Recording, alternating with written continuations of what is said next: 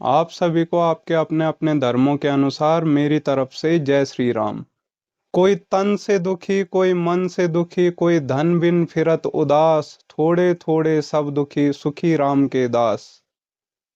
इस संसार में कोई तन से दुखी है, कोई अस्पतालों में पड़ा है, कोई बीमार है, उसके पास सब संपत्ति है, लेकिन फिर भी कहा गया है कि पहला सुख निरोगी काया।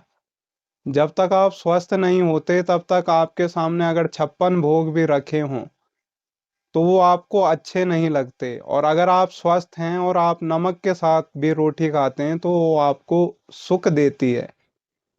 तो कोई तन बिन दुखी, कोई संसार में इस तन से दुखी है, और कोई मन से दुखी।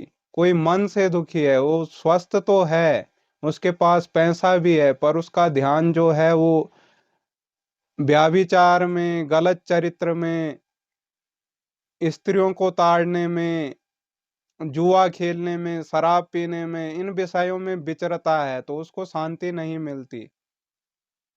और कोई धन बिन फिरत उदास, किसी के पास सब कुछ है लेकिन पैसों के चक्कर में वो इतने पाप करता है, इतना उदास रहता है कि वो सोचता है कि मेरे पास पैसा नहीं है।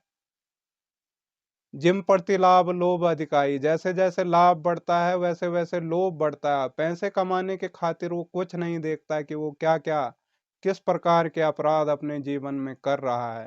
कहा गया है कि कोई धन बिन फिरत उदास, और थोड़े थोड़े सब दुखी, सुखी राम के दास। तो थोड़े थोड़े संसार में किसी न किसी समस्या से ग्रसित हैं, दुखी हैं, और सुखी तो केवल भगवान श्री राम जी के दास हैं, जिस पर भगवान श्री राम जी की कृपा हो जाती है।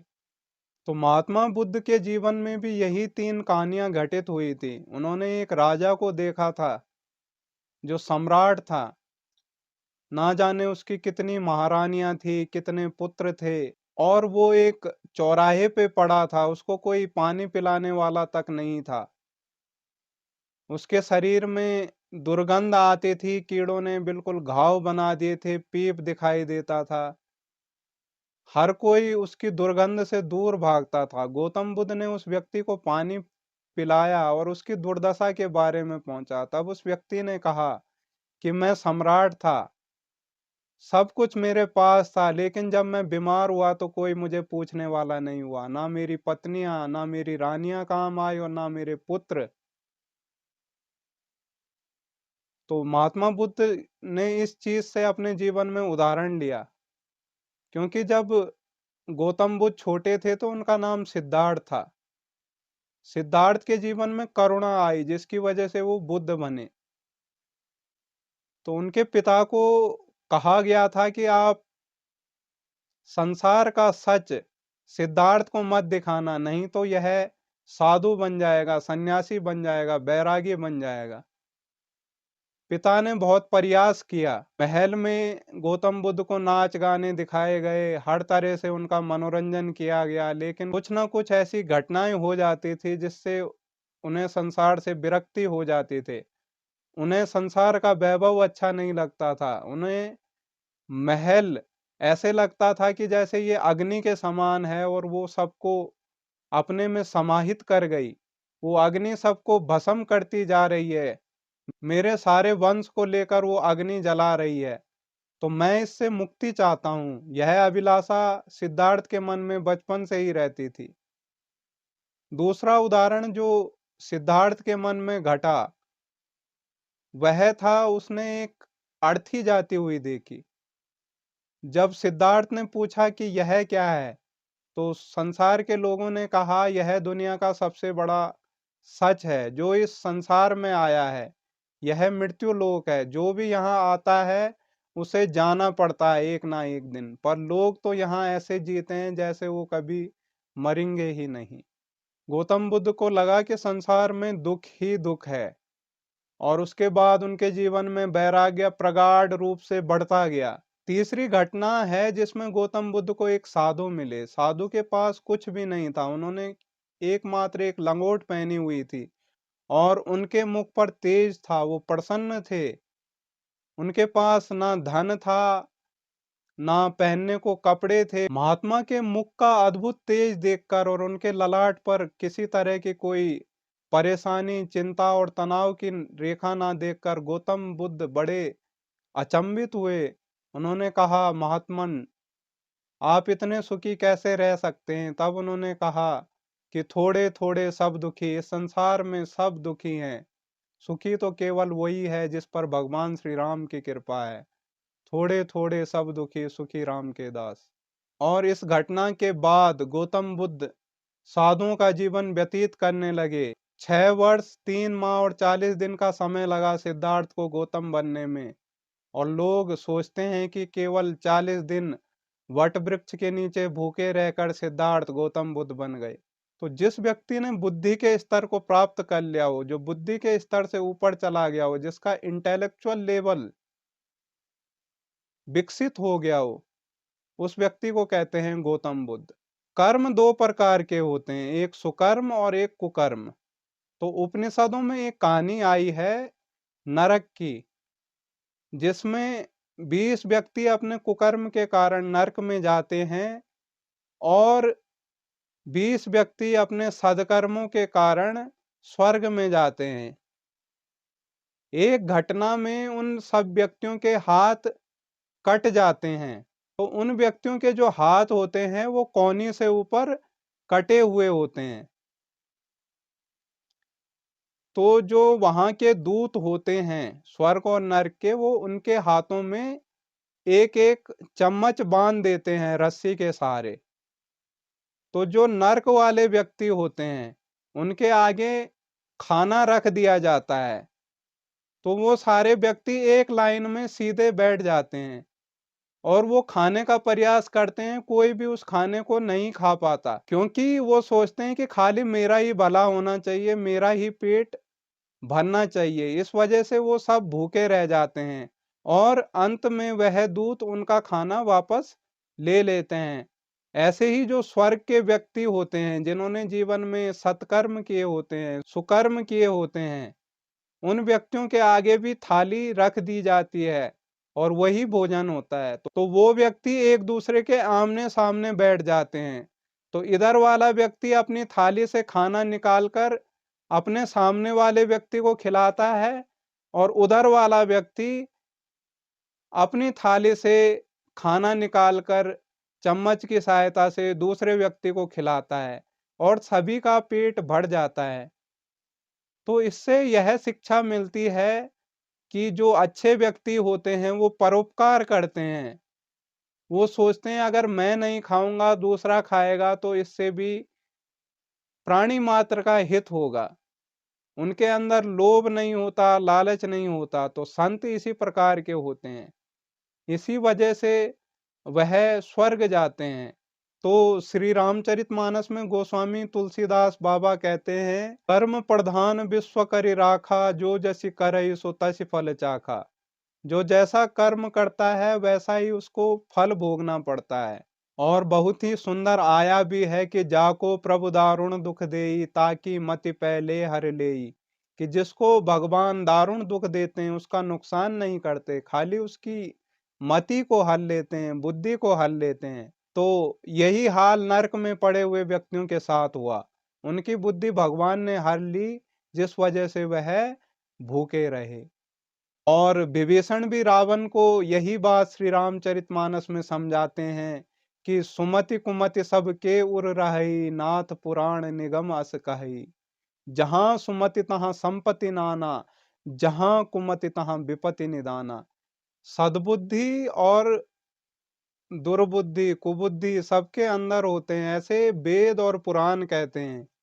जहां सुमति होती है, सद्बुद्धि होती है, अच्छी बुद्धि होती है, वहां अनेक प्रकार के सुख होते हैं, संपत्ति होती है।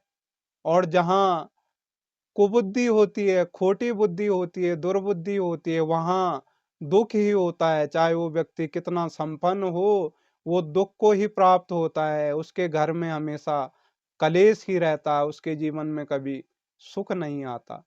तो गोस्वामी जी श्री रामचरितमानस के शुरुआत में कहते हैं, बटु विश्वास अचल निज धर्मा, तीर्थ राज समाज सुकर्मा, कि अपने धर्म में वट के वृक्ष के समान विश्वास करना ही धर्म है। इसका मतलब है कि आप हमेशा सत्कर्म करते रहें, अच्छे कर्म करते रहें। आपके कर्म साधु समाज के समान होने चाहिए। आगे वो कहते हैं कि आपके सद्कर्म ही सारे तीर्थ हैं। अगर आपके अच्छे कर्म हैं तो सारे तीर्थ आपके अंदर हैं। जैसे साधु महात्मा में सारे तीर्थ निवास करते हैं, क्योंकि वो हमेशा सत्संगति का पालन करते हैं, सत्य का संग करते हैं और हमेशा अच्छे कर्म करते हैं। तो इसी प्रकार अगर आप अच्छे कर्म करोगे तो वही कर्म आपके लिए तीर्थ बन जाएंगे, भगवान का घर बन जाएंगे।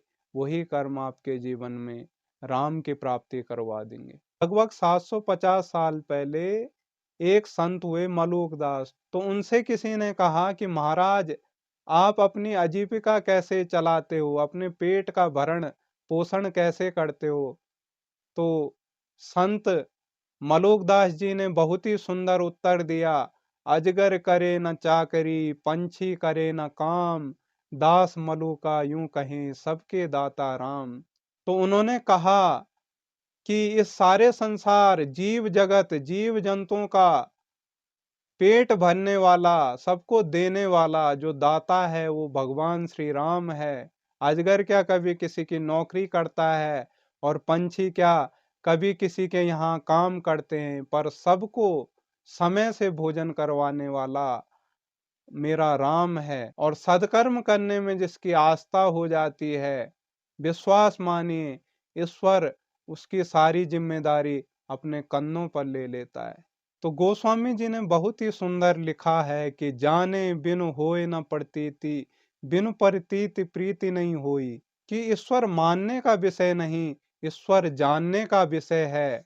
क्योंकि बिना जाने आप उस ईश्वर को अनुभव नहीं कर सकते, और जब तक आप उस ईश्वर की कृपा का अनुभव नहीं करो तब तक आपको ईश्वर से प्रीति नहीं हो सकती। तो ईश्वर मान्यताओं का विषय नहीं है जो मान्यताएं समाज में चली आ रही हैं। हाँ, सभी मान्यताओं का सम्मान है, पर मान्यताएं केवल एक सीमा तक ही सत्य होती हैं, और जानना जो होता है वह पूर्णतः सत्य होता है। गुरु नानक देव जी ने ईश्वर को जाना था, महात्मा बुद्ध ने ईश्वर को जाना था, स्वामी विवेकानंद जी ने ईश्वर को जाना था, वर्धमान महावीर जी ने ईश्वर को जाना था, ईसा मसीह जी ने ईश्वर को जाना था, सुकरात जी ने ईश्वर को जाना था। ऐसे ही दुनिया के तमाम विद्वानों ने, तमाम संतों ने जो धर्म से ऊपर का विषय है, उन्होंने ईश्वर को जाना था। और उनके ना परिवार में कोई इतना बड़ा संत हुआ, और ना ही उनसे पहले कोई इतना बड़ा संत हुआ। तो भगवान राम की कृपा किसी एक पर ही होती है। हाँ, वो देने वाले तो सभी को हैं, सबका वो ख्याल रखते हैं, पर विशिष्ट कृपा उसी पर होती है जिसके कर्म अच्छे होते हैं, जो अध्यात्म के मार्ग पर चलता है, जो ईश्वर को जानने का प्रयत्न करता है, जो ईश्वर से प्रेम करता है, जो केवल किसी मान्यता में विश्वास नहीं रखता, उससे भी ऊपर बढ़ने की वो कोशिश करता है, ईश्वर को जानने की कोशिश करता है, और ईश्वर को जानते जानते, उसको अनुभव करते करते उसे ईश्वर से प्रेम हो जाता है। जैसे मीरा को राणा ने जहर का प्याला दिया तो प्रेम पियाला, मीरा ने उसको प्रेम पियाला कहा। बिनु सत्संग विवेक न होई, राम कृपा बिनु सुलभ न सोई। सत्संगति के बिना, सत्य के संग के बिना, अपने जीवन को सत्य की राह पर चलाए बिना विवेक नहीं होता, और राम कृपा के बिना सत्संगति और विवेक सुलभ नहीं है, सत्संग सुलभ नहीं है। तो भगवान राम की कृपा जरूरी है, क्योंकि जहां राम है वहां फिर काम नहीं आता। और विवेक ही पुरुष का सबसे बड़ा गुण बताया गया है। मनुष्य को विवेकी बनना चाहिए अगर उसे वास्तव में ईश्वर को जानना है। क्योंकि जब हम गंगा स्नान करके या किसी भी प्रकार का स्नान करके पूजा में बैठते हैं तो ब्राह्मण पंडित सबसे पहले एक ही मंत्र पढ़ते हैं, ओम अपवित्रो पवित्रो वा सर्वावस्थाम गतोपि वा। कि स्नान करने के बाद भी हम अपवित्र हैं, क्योंकि पेट में तो मल ही है। अगर वो मल हमारे विचारों में आए, वो गंदगी हमारे विचारों में आए, तो फिर हम अशुद्ध हो जाएंगे। तो समाज में ऐसे बहुत प्रकार के व्यक्ति हैं जिनके विचारों में गंध आती है, जिनके विचारों में वो पेट रूपी मल आता है, क्योंकि वो प्रभु श्री राम जी का नाम नहीं लेते और वो हमेशा दोष दृष्टि ही करते हैं। नहाने के बाद भी हम शुद्ध नहीं होते, शुद्ध हम होते हैं परमात्मा के नाम से। तो जब भी हम आचमन करते हैं तो उस परमात्मा परम पिता का नाम लेते हैं। ओम केशवाय नमः, ओम माधवाय नमः, ओम नारायणाय नमः। और ऐसे ही जब हम श्री रामचरित मानस का पाठ करते हैं तो उस प्रभु का नाम हम लेते हैं, क्योंकि हम अपवित्र होते हैं, संसार में हमारी बुद्धि ना लगे, इसलिए हम 3 आचमन करते हैं। ओम रामाय नमः, ओम राम भद्राय नमः, ओम रामचंद्राय नमः। और उसके बाद हम आचमन करने के बाद अपने हाथ धोने के बाद श्री रामचरितमानस का पाठ करते हैं, क्योंकि जब हम ईश्वर का नाम लेते हैं तो हमारे पेट में जो मल है वो फिर हमारी वाणी में नहीं आता, वो गंदगी हमारे विचारों में नहीं आता। जब प्रभु का नाम निरंतर चलता है तो बुराई हमें छू नहीं सकती। और जब भी हम जीवन में कोई संकल्प लेते हैं और जब भी कोई पंडित संकल्प पढ़ते हैं, हम पूजा में बैठते हैं, तो वो सबसे पहले कहते हैं ओम श्री परमात्मने विष्णुर विष्णुर विष्णुर नमः। क्योंकि हमारी सामर्थ्य नहीं कि हम संकल्प लें और वो पूरा हो जाए, क्योंकि हमारा लिया गया संकल्प अभिमानवश भी हो सकता है, हमें कोई घमंड हो सकता है, ईगो हो सकता है, अहंकार हो सकता है, जो संकल्प हमारा विनाश कर सकता है। इसलिए संकल्प जब भी लें उसमें भी परमात्मा को रखा जाता है। और जब हम अपनी पूजा को पूरा करते हैं, अंत में हम एक ही मंत्र कहते हैं, मंत्रहीनम क्रियाहीनम भक्तिहीनम जनार्दनम यत पूजितम मया देवा परिपूर्णम तदास्तु में। हे ईश्वर, मैंने जो भी किया, ना मैं मंत्र जानता हूँ और ना मैं क्रिया जानता हूँ, ना किसी प्रकार का आवाहन जानता हूँ और ना विसर्जन जानता हूँ। जितना मैं जानता हूँ प्रभु, वो मेरा भाव है, वो मेरी आस्था है। मैं जानने का प्रयास कर रहा हूँ, मैं मान्यताओं में विश्वास नहीं रखता। पूर्णमदा पूर्णमिदं पूर्णात् पूर्णमुदच्यते पूर्णस्य पूर्णमादाय पूर्णमेवावशिष्यते। हे प्रभु, इसी को मैं पूर्ण मानता हूँ, क्योंकि मैं अपूर्ण हूँ और तुझ पूर्ण को प्राप्त करने का मैं प्रयास कर रहा हूँ। तो प्रभु, मेरी जिज्ञासा को शांत करो, मैं आपको जानूं, खाली मान्यताओं में विश्वास ना करूं और प्राणी मात्र की सेवा करूं। तो संकल्प में भी हमें प्रभु को याद करना है, उनका नाम लेना है। तो जो हम संकल्प करते हैं वो हमारे लिए ही नहीं, वरन समस्त संसार के लिए, विश्व कल्याण के लिए मंगलमय होना चाहिए। इसीलिए हमारी प्रार्थना के अंत में आता है, सर्वे भवन्तु सुखिना सर्वे सन्तु निरामया, कि सब इस संसार में सुखी रहें और सब रोग मुक्त रहें, सबका जीवन मंगलमय हो, सबका जीवन कल्याणकारी हो। ऐसी प्रार्थना आपको सत्य सनातन धर्म में ही मिलेगी, जहाँ सुबह होते ही भगवान श्री राम का नाम सब लोग लेते हैं, सबको राम राम कहते हैं, क्योंकि प्राणी मात्र में भगवान राम की तरह त्याग होना चाहिए। और रुद्राष्टाध्याय में भी यही आया है कि मनः शिव संकल्प मस्तु।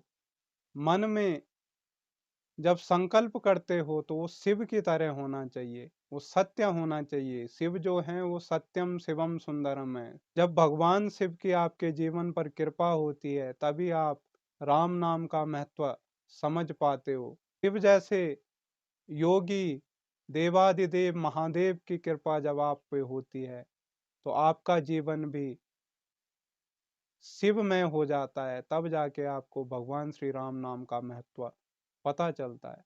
तो जैसे मैंने आपको बताया कि सत्संगति के बिना विवेक नहीं होता, आगे गोस्वामी जी कहते हैं, सट सुधरई सत्संगति पाई। सत्संगति पाकर तो सट भी सुधर जाते हैं। जो मूर्ख व्यक्ति होते हैं वो भी सत्संगति, अच्छी संगति पाकर अपने कुसंग का त्याग कर देते हैं। जिस प्रकार लोहा पारस मणि के स्पर्श से सोने का गुण ग्रहण कर लेता है, ऐसे ही दुष्ट व्यक्ति सत्संगति पाकर अपनी कुसंगति का त्याग कर सज्जन बन जाते हैं। परंतु कभी देवयोग से कोई सज्जन व्यक्ति कुसंग में पड़ जाए तो वह उस कुसंगति में भी इसी प्रकार रहता है जैसे सर्प के साथ उसकी मणि रहती है। साथ में रहकर भी मणि सांप के जहर से ग्रसित नहीं होती, दूषित नहीं होती, वह अपना प्रकाश नहीं खोती। उसी प्रकार से अच्छा व्यक्ति है। अगर दुर्भाग्य से कभी वो कुसंगति में भी पड़ जाए तो अपने गुणों को कभी नहीं भूलता। वो हमेशा प्रयास करता है पुनः अपने गुणों को और ज़्यादा विकसित करने की और उस समाज को भी सुधारने की। तो आशा करता हूँ कि आप सभी के जीवन में भी सुमति आएगी, सत्संग आएगा और आप लोग अच्छे बनोगे। यही मेरी भगवान श्री राम से प्रार्थना है। आप सभी का कल्याण हो।